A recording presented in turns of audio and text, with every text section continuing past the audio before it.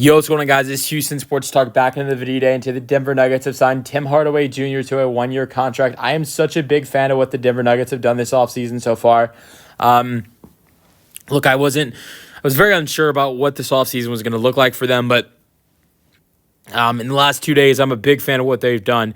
They traded away Michael Porter Jr. for a player that is very like Michael Porter Jr., but a lot cheaper. They got back Cam Johnson, who's scoring-wise, shooting-wise, just as good as Porter Jr., and in some ways is better than him. Defensively, I would look at and say he's better. There's maybe some things you could say Porter Jr. is better than Johnson, but Johnson is a lot cheaper. And one thing that one thing that trade helped Denver do was it freed up, to add in more money and bring in more contracts. That's why they were able to sign Bruce Brown and Tim Hardaway Jr. and trade Dario Saric for a bigger salary like Jonas Valanciunas. Saric's salary was $5 million. Valanciunas was $10 million. So you look at the last couple of days, they've added in Cam Johnson, Tim Hardaway Jr., Bruce Brown, and Valanciunas at the cost of MPJ, a first-round pick, and Dario Saric. I love what the Denver Nuggets have done. You add in a sharpshooter like Hardaway Jr., who 37% this past season with the Detroit Pistons, averaging 11 points per game, but also great three-point shooter around his whole career, a little bit over 36% in his career.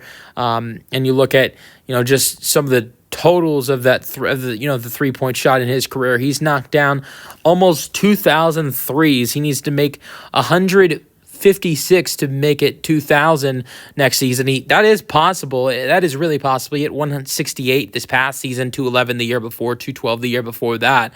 So, I think that, it is very possible he could hit 2,000 threes next season. So a guy that's very capable of knocking down the threes, that's a great guy to have around, like a guy like Nikola Jokic, who's such a great facilitator. Having better shooters around him is definitely great.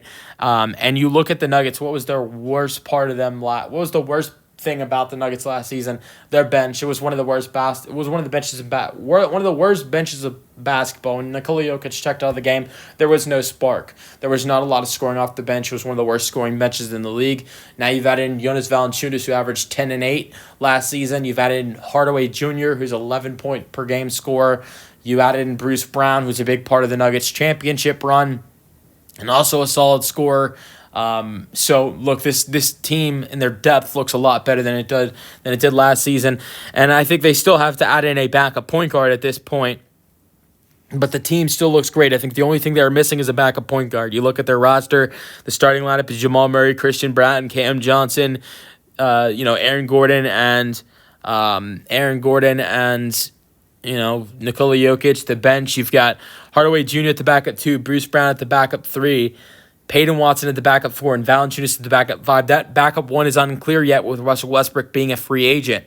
And then, Jalen Pickett is a guy that could step up at the backup 1. But I think the Nuggets, if you're the Nuggets, you want to go after a backup point guard. They have some trade options. They have some guys they could package up together as a trade option to get a backup point guard, or they can go after a free agent. But I really love what the Nuggets are doing so far this free agency and offseason. Let me know your thoughts in the comment section. That's the video. Hope you guys enjoyed, and peace out.